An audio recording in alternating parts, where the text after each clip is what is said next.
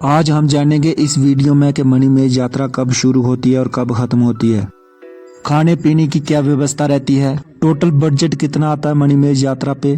तो इन सारे सवालों के जवाब आपको इस वीडियो में मिल जाएगा, अंत तक वीडियो जरूर देखना। हिमाचल प्रदेश के चंबा जिला में मौजूद है भोले शंकर हर हर महादेव मणिमहेश कैलाश पर्वत पर। यहाँ इस शिखर पर साक्षात विराजमान है शिव शंकर भोलेनाथ। यहाँ पर हर साल हजारों श्रद्धालु दर्शन करने के लिए आते हैं। मणिमहेश की यात्रा हर साल कृष्णा जन्माष्टमी को शुरू होती है और राधाष्टमी को हर साल खत्म होती है। टोटल यात्रा जो मणिमहेश की होती है वो 17-18 दिन की होती है।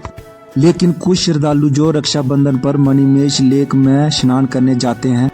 देवभूमि हिमाचल प्रदेश के चंबा जिला से लगभग 87 किलोमीटर दूर है मणिमहेश कैलाश पर्वत, जहां होते हैं भोलेनाथ के साक्षात दर्शन, जो मणि रूप में भोले शंकर साक्षात दर्शन देते हैं।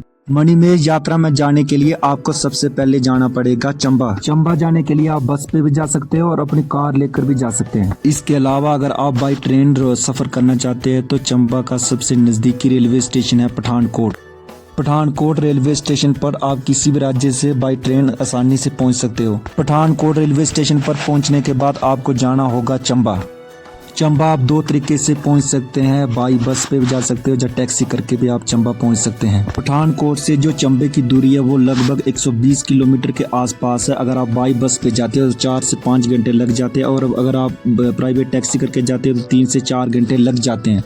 अगर आप बाई बस पे जाते हैं तो आपकी टिकट लगेगी 150 से लेकर 180 तक। अगर आप प्राइवेट टैक्सी पर जाते हो तो आपकी टिकट लगेगी 1200 से लेकर 1400 के करीब लगेगी। चंबा पहुंचने के बाद फिर उसके आगे आपको जाना होता है बरमौर। चंबा से बरमौर की जो दूरी है वो 65 किलोमीटर के आसपास है। तो चंबा से बरमौर के लिए आपको टैक्सी भी मिल जाएगी और बस भी मिल जाएगी। अगर आप बाई बस से पर जाना चाहते हो तो आपकी 100 रुपया टिकट लगेगी और 1.5 से 2 घंटे में आपको बरमौर पहुंचा देगा बस वाला। तो आप बाई बस या बाई कार आप बरमौर पहुंच जाएंगे। बरमौर पहुंचने के बाद आप यहीं पे नाइट स्टे कर सकते हैं।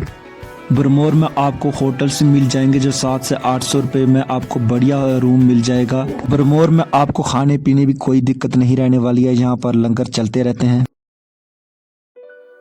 बरमौर में आपको नाइट स्टे करने के बाद सुबह आपको चले जाना है ब्रह्माणी माता के दर्शन करने के लिए।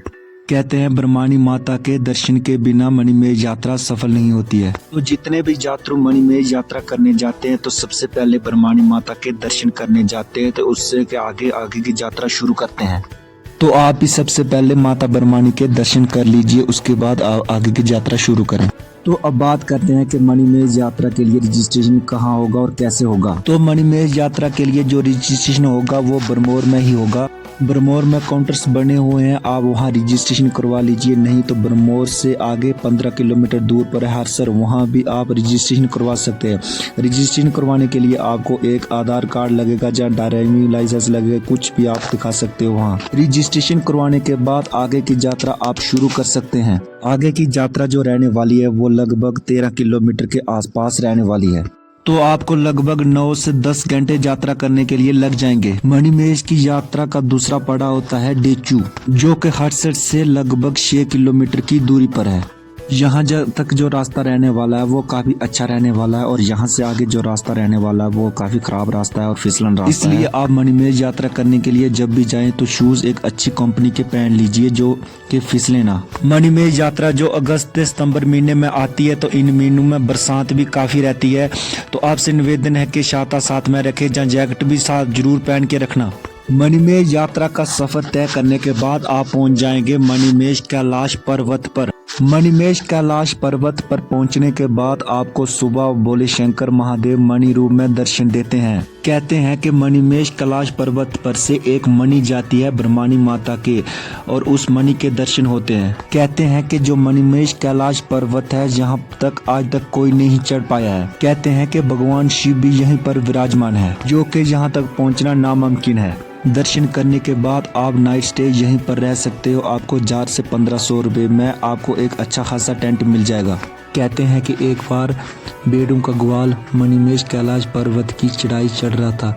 उसने प्रण लिया था कि वो हर कदम पर एक बेडू की बलि देगा, लेकिन जैसे ही उसके पास बेडू खत्म हो गई तो वो वही पत्थर का रह गया। माना जाता है कि आज भी शिखर के आसपास छोटे छोटे पत्थर दिखाई देते हैं। और इसके अलावा एक सांप ने भी कोशिश की थी इस शिखर पर चढ़ाई चढ़ने की, लेकिन वो भी पत्थर का हो गया था। भरमौर से आप पैदल ट्रैकिंग करते हुए आप शाम तक पहुंच जाएंगे मणिमेश कैलाश लेक पर। मणिमेश कैलाश पर्वत पर आप नाइट स्टे कर सकते हो और सुबह उगते सूरज के दर्शन कर सकते हैं। दर्शन करने के बाद सभी भक्त अपने आप को बहुत प्रसन्न मानते हैं, क्योंकि कभी कभी बादल हो जाते हैं और हर भक्त को दर्शन नहीं हो पाते हैं। जिनको दर्शन होते हैं वो बहुत भाग्यशाली लोग होते हैं। अगर आप पैदल यात्रा नहीं कर सकते हो तो बाई हेलीकॉप्टर भी आप मणिमेश यात्रा कर सकते हो। भरमौर से गौरीकुंड तक हेलीकॉप्टर की सुविधा उपलब्ध कराई जाती है, जिसका चार्ज 4500 रुपए के आसपास है। तो आप बाई हेलीकॉप्टर से भी मणिमेश यात्रा कर सकते हो। हेलीकॉप्टर से यात्रा करने के बाद भी आपको मणिमेश कैलाश पर्वत से गौरीकुंड 1.5 किलोमीटर दूर पड़ता है। एक मान्यता ये भी है कि भगवान शिव और माता पार्वती कृष्णा जन्माष्टमी से लेकर राधाष्टमी तक यहाँ पर स्नान करने आते हैं।